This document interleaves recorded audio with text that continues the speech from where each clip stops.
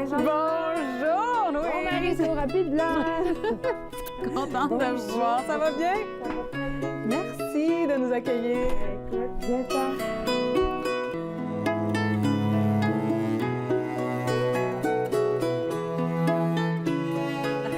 C'est donc bien beau! Alors Julie, ben, je vais te faire un mini-tour de notre mini Saguenay. Mais c'est nouveau!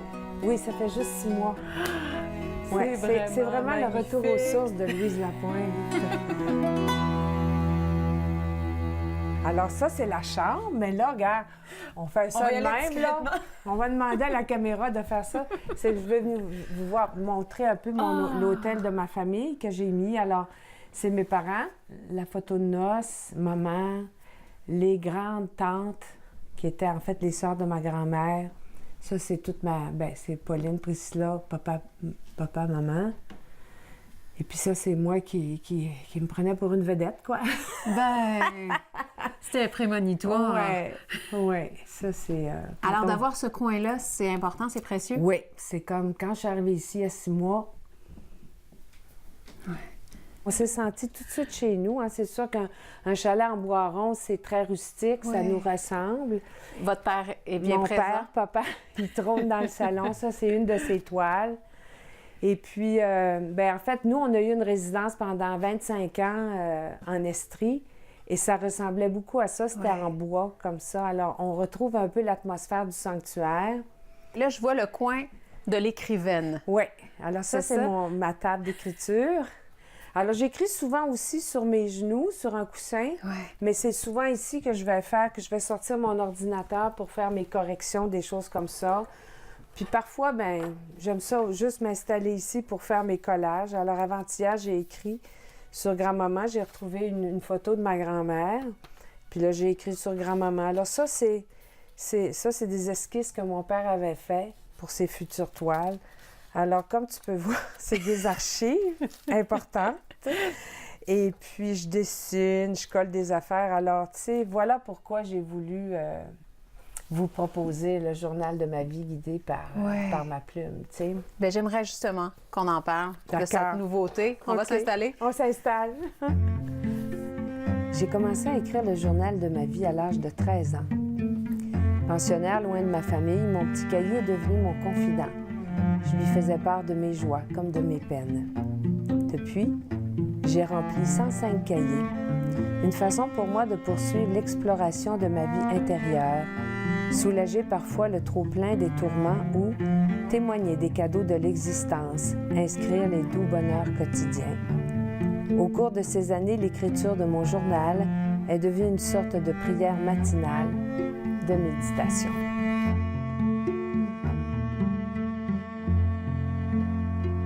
C'est venu comment, cette idée?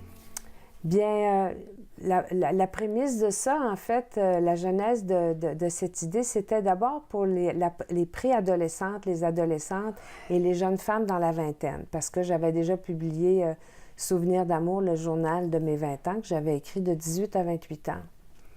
Puis finalement, je me suis rendu compte que j'avais beaucoup de demandes lorsque je faisais des conférences ou dans les salons du livre de gens qui ont 30 ans, 40 ans, 50 ans, 60 ans et plus, qui me disent souvent « Ah, Madame Portage, j'aimerais ça, retrouver l'écriture de ma jeunesse, mais j'ose pas, je sais pas comment faire. » Puis je me suis dit, les gens ont une fausse idée de l'écriture. D'abord, on est chanceux de savoir écrire, de savoir lire.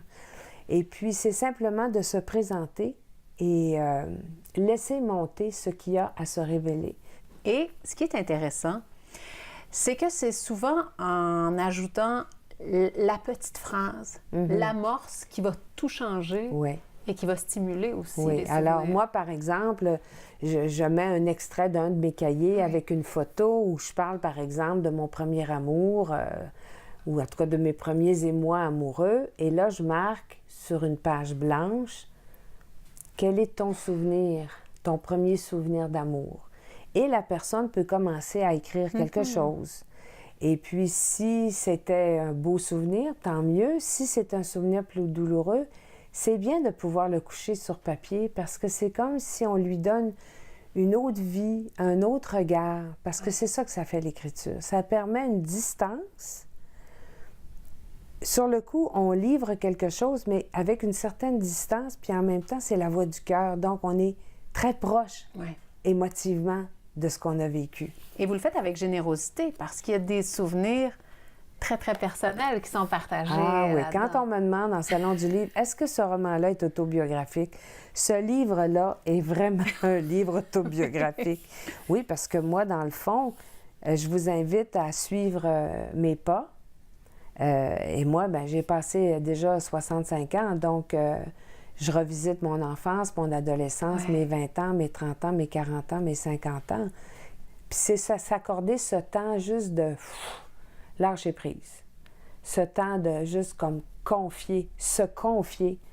Fait que pas besoin d'aller voir un thérapeute, là. Vous ouvrez votre cahier, vous écrivez, puis c'est là que ça se passe. On a ça. On a ça, oui. Est-ce que ça a été une grosse entreprise pour la fabrication de l'objet? Oui, bien l'objet, il est magnifique, hein, n'est-ce pas, Julie? Alors, bien sûr, c'était quand même un an de préparation. Je dirais, en fait, 1 an et demi. Au fond, choisir, donc, selon les étapes, les extraits de cahiers, de mes cahiers, les extraits tirés de mes romans ou de mes récits qui sont inspirés beaucoup de mes cahiers également. Choisir les photos, toute la mise en page, tout le travail de l'artiste qui s'est occupé du graphisme, qui est magnifique. C'est inspiré beaucoup de mes cahiers. Je lui ai prêté quelques-uns de mes cahiers pour qu'elle voie quand je dessine, quel genre de fleurs je fais, quel genre de feuilles, des arabesques et tout. Et lorsque j'ai reçu le livre, c'est tout récent, là, il vient juste d'arriver de chez l'imprimeur, bien, j'étais particulièrement contente parce que tu me l'as dit tout à l'heure, hein, le fait qu'il y ait une couverture rigide, hein, ça va durer longtemps. Il est là pour longtemps. Puis c'est très juste. Et puis, le cadeau que je ne savais pas, c'est que mon éditrice, elle m'a dit, Louise, on va te mettre un petit ruban, tu sais, pour marquer la page. Ça, j'ai trouvé ça tout à fait, bien, tu sais, c'est comme une délicatesse. Non, je suis pas mal contente de ce livre-là. Le journal de ma vie, guidé par Louise Portal. Oui.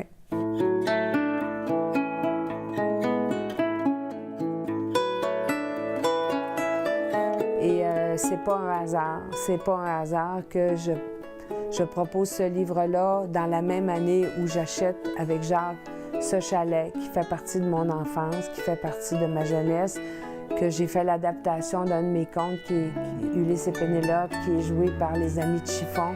Tout ça arrive en même temps, mais c'est définitivement pour moi le retour aux sources, le retour de Louise Lapointe. Parce que Portal, c'est le nom de plume de mon père.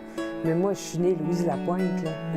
Alors, Louise Lapointe, merci pour l'accueil. Merci, Julie. C'est toujours un plaisir. Merci, tout le monde.